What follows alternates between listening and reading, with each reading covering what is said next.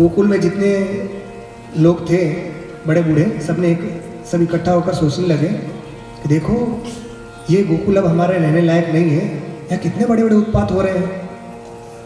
हमारा कन्हैया ये जब छोटा था तब पूतना आ गई उसको मारने के लिए, फिर शकटासुर आ गया, फिर तृणावर्त आ गया, अब ये देखो ये दो बड़े बड़े वृक्ष गिर गए, तो अब हमें यहाँ नहीं रहना चाहिए। अच्छा हाँ, ये क्या हुआ जब वृक्ष गिर गए उसके बाद यशोदा जी आई, उन्होंने देखा अरे मेरे पुत्र यहाँ, नंद बाबा भी आ गए और नंद बाबा ने डांटा कि अरे तुम क्या करती हो, कैसी माँ हो कि बच्चों को, इतने छोटे बच्चे को तुमने बांध दिया उखल से, अभी ये झाड़ इसके ऊपर गिर जाते तो बड़े प्रेम से उनको गले लगाया, फिर उन्होंने भी, यशोदा जी ने भी लगाया गले और बहुत प्रेम किया। उन्होंने कहा मैं ऐसा नहीं करना चाह रही थी मगर ये इतना उत्पात मचा रहा था, ये कहा अब से मेरे कन्हैया को कभी मत बांधना, और ऐसा कह के फिर उन्होंने छोड़ दिया। और पूछा किसी से कि झाड़ कैसे गिर गए, तो वहाँ जो बच्चे खेल रहे थे वो बोले इसी कन्हैया ने तो तोड़ा, ये इसमें से बीच में से निकला तो झाड़ गिर गए। पर उस बच्चों की बातों पर किसी ने विश्वास नहीं किया।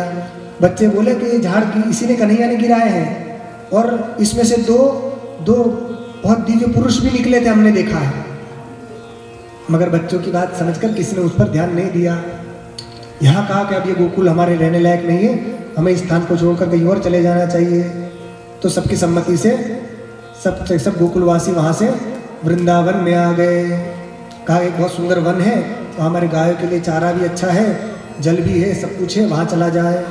तो सब के सब वहाँ से गोकुल से वृंदावन आ गए। वृंदावन में आनंद से रहने लगे, वहाँ बहुत आनंद से भगवान रहे।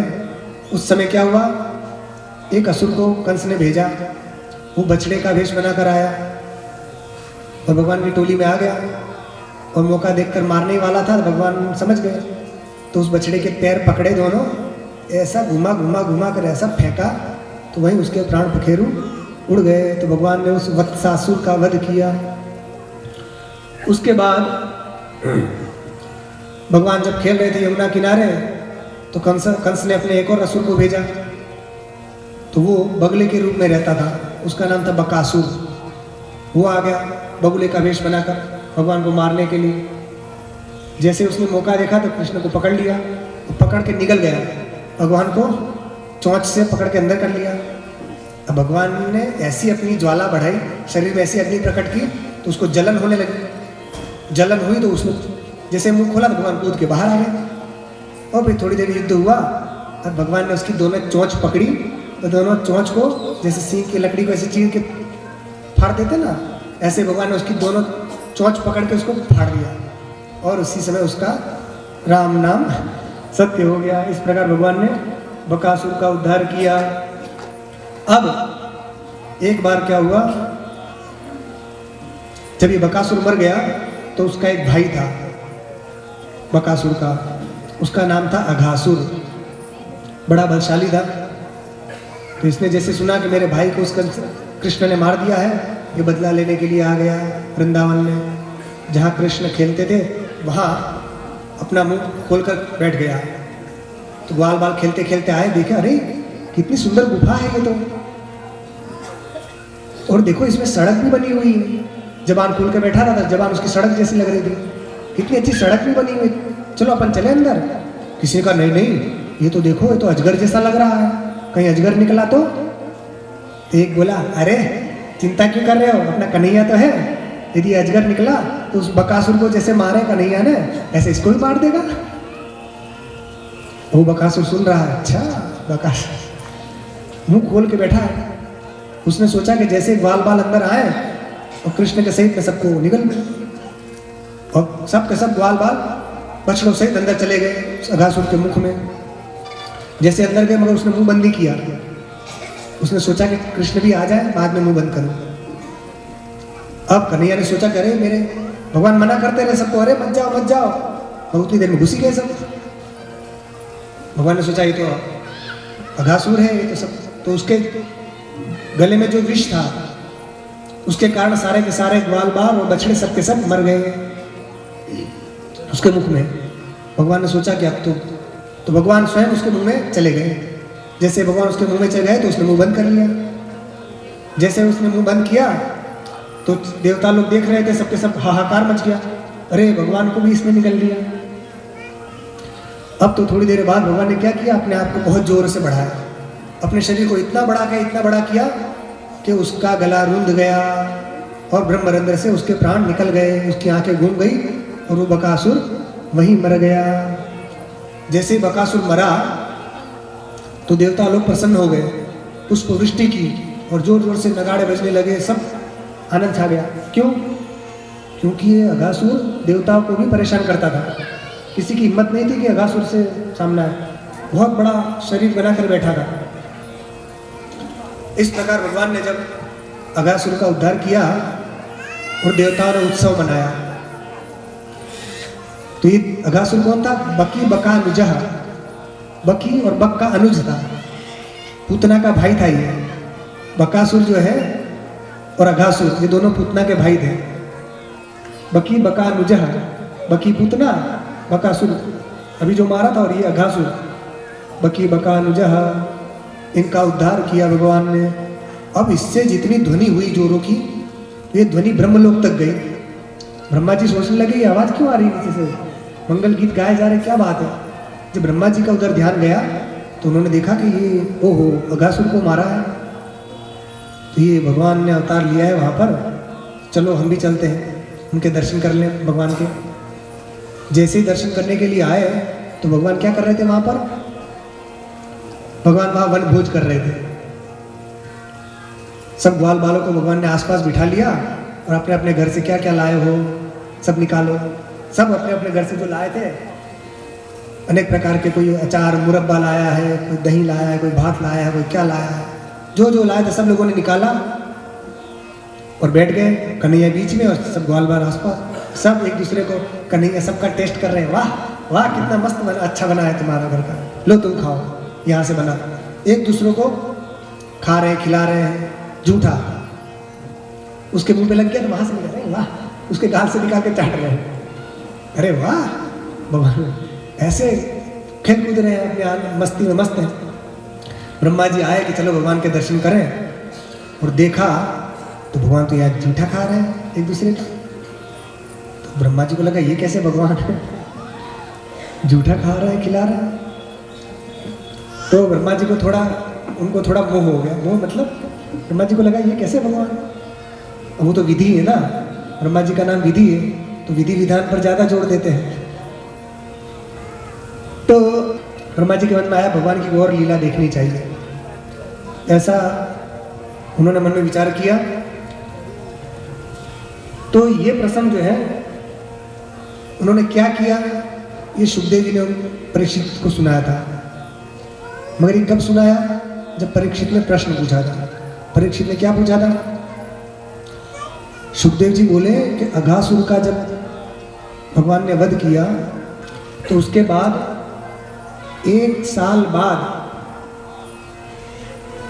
ये बात वृंदावन में जाकर सब लोगों ने बताई, यशोदा जी और सब लोगों को। भगवान 5 साल के थे उस समय, कुमार थे, और जब पौगंड अवस्था में आए 6 वर्ष के हुए, तब ये बातें वो वृंदावन में सबको बताई गई। तो सुखदेव जी को आश्चर्य हुआ, महाराज क्या कह रहे हैं, भगवान ने जो लीला की और उसकी घटना, वो घटना का विवरण 1 साल बाद, ऐसा क्यों? तो 1 साल के बीच में क्या हुआ? तो सुखदेव जी ने कहा कि हे राजन, तुमने जो बात पूछी है ये बहुत ही गूढ़ है, रहस्यात्मक है, ये भगवान की दिव्य लीला, ये किसी को पता नहीं है, मैं तुम्हें वो लीला सुनाता हूँ। ऐसा कहकर सुखदेव जी ने जैसे आँख बंद की तो भगवान की वो सारी लीला उनके सामने, उनके हृदय में प्रकट हो गई और सुखदेव जी की समाधि लग गई। फिर बड़ी मुश्किल से उन्होंने अपने मन को बाहर ला किया, फिर कथा सुनाने लगे। उन्होंने कहा राजन, ये बहुत ही गुप्त लीला है, मैं तुमको सुनाता हूँ। तो क्या लीला है? तो सुनो। जब अघासुर का वध हो गया, ब्रह्मा जी आए, ब्रह्मा जी ने देखा कि ये बाल बाल का जूठा खा रहे हैं, तो ब्रह्मा जी ने भगवान की परीक्षा लेने के लिए जितने भी बछड़े थे उन सब बछड़ों का अपहरण कर लिया। अपहरण करके उनको एक ब्रह्म गुहा में सुला दिया। तो उनको खोजते हुए ग्वाल बाल ने देखा कि हमारे बछड़े नहीं दिख रहे हैं, कहाँ गए। तो सब ग्वाल बाल बछड़ों के भगवान ने कहा तुम सब बैठे रहो, तुम सब खाओ पियो मस्त रहो, मैं बछड़ों को लेकर आता हूँ। तो भगवान कृष्ण एक हाथ में दही भात का कोल है, यहाँ बांसुरी कमर में बांसुरी बांधी हुई है, एक हाथ में श्रृंगी और फेंट वो यहाँ बगल में दबाए हुए हैं, दही भात का कोर है और अचार मुरब्बा ये सब भी अंगुलियों में दबाए हुए हैं। और भगवान खोजने चले। वो खोजते खोजते दूर गए, देखा तो बछड़े कहीं नहीं मिले। जब वापस आए तो यहाँ देखा तो ग्वाल बाल भी नहीं मिले। जब भगवान बछड़ों को खोजने गए तो ब्रह्मा जी ने ग्वाल बालों का अपहरण कर लिया, उनको सुला दिया वहां। भगवान ने देखा बछड़े कहाँ गए, ग्वाल बाल कहाँ गए। भगवान ने जैसे ध्यान करके देखा, अच्छा अब ब्रह्मा जी, ये सब ब्रह्मा जी की करतूत है। भगवान समझ गए परीक्षा लेना चाहते हैं। तो भगवान श्री कृष्ण ने क्या किया, उस समय स्वयं ही अनेक रूप में प्रकट हो गए। भगवान श्री कृष्ण ही स्वयं बछड़े बन गए और ग्वाल बाल बन गए, यहाँ तक कि उनकी श्रृंगी, बांसुरी और उनके कंबल, जितनी भी चीजें थी सब का सब भगवान बन गए खुद। और फिर जब घर गए सब के सब, सबका प्रेम बढ़ गया। जितने भी लोग थे सबका प्रेम अपने पुत्र पर बढ़ गया। गाय जो थी वो बछड़ों को देखकर और ज्यादा प्रेम में व्याकुल हो गई। जो माँ मारती थी कभी अपने बच्चों को, ग्वालों, वो अपने बच्चों को भी नहीं मारने लगी, सब बहुत प्रेम करने लगी, सबको बहुत प्रेम हो गया। तो भगवान ने एक साथ अनेक रूप धारण कर लिए। एक हो हम बहुश्याम, जो वेद वचन है, मैं एक हूँ अनेक हो जाऊं, ऐसा संकल्प करके भगवान के साथ अनेक रूप में भगवान स्वयं प्रकट हो गए। और एक साल तक, एक साल में 5-6 दिन बचे थे, तब तक भगवान ही लीला करते रहे। किसी को पता नहीं चला, बलदाऊ को भी पता नहीं चला। जब 5-6 दिन बचे थे तो बलदाऊ ने सोचा कि इतना सारा प्रेम क्यों बढ़ गया है बछड़ों का, सबका किसकी माया है, मैं समझ क्यों नहीं पा रहा। तब उन्होंने भगवान का ध्यान किया तो पता चला कि ये तो श्री कृष्ण ही सब कुछ रूप में है। तो उन्होंने प्रणाम किया और कारण पूछा। तो कृष्ण भगवान ने बताया कि देखो बलदाऊ, ये ब्रह्मा जी की करतूत है, तो इसलिए हमने ये सब काम किया है। तो बलदाऊ को पता चल गया। अब यहाँ क्या हुआ, ब्रह्मा जी आए,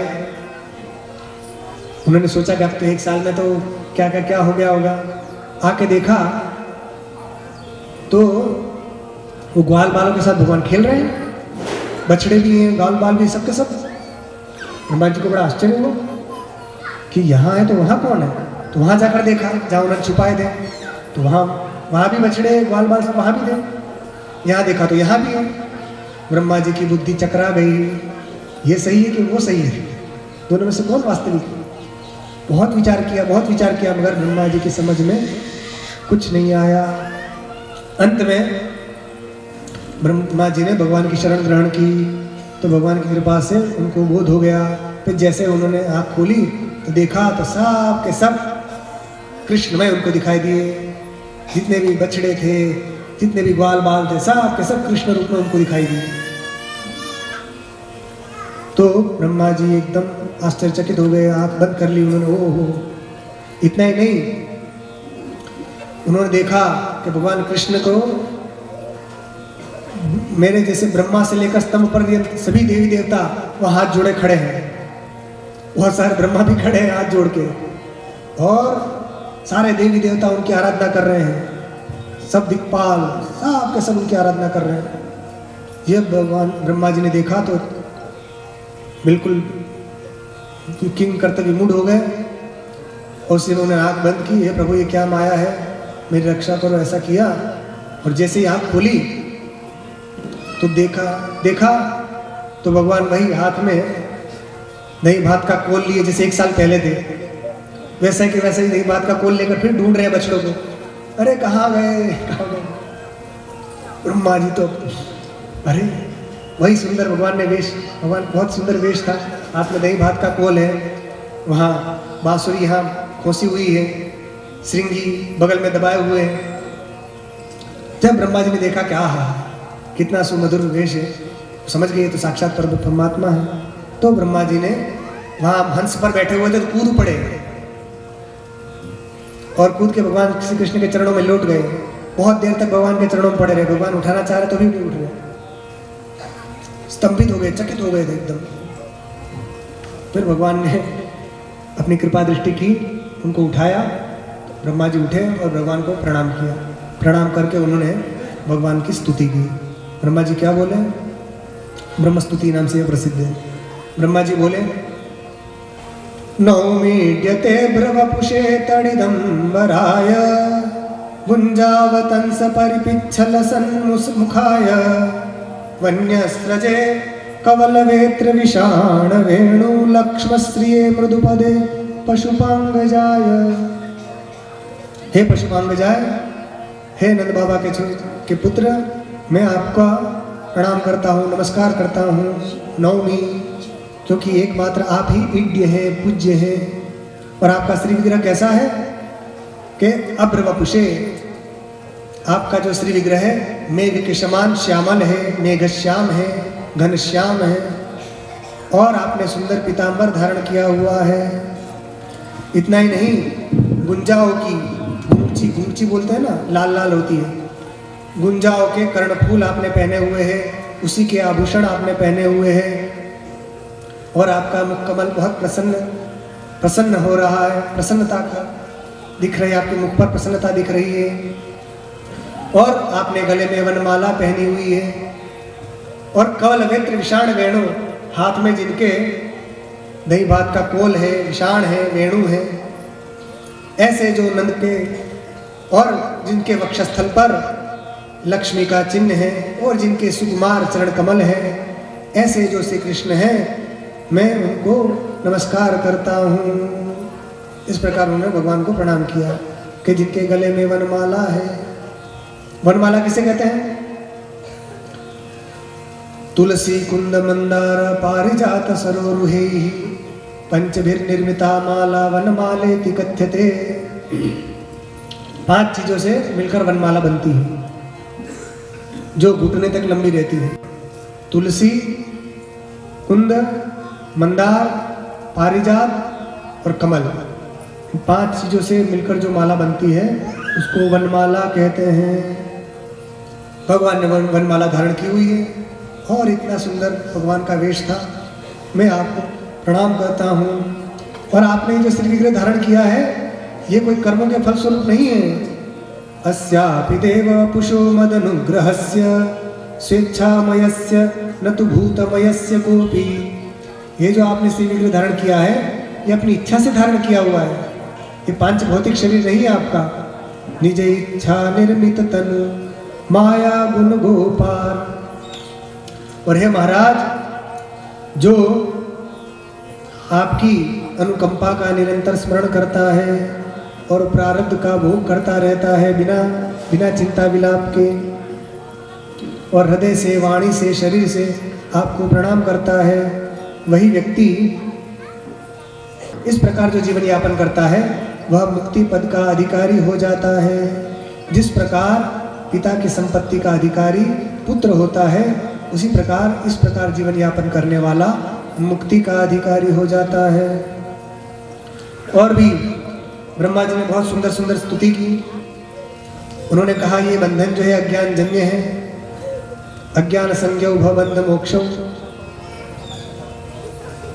ये बंधन और मुक्ति दोनों अज्ञान जन्य है। जो नित्य शुद्ध बुद्ध अद्वितीय आत्मा है इसमें ये बंधन नहीं है। जिस प्रकार सूर्य में दिन और रात नहीं है, उस प्रकार आत्मा में बंधन और मुक्ति नहीं है।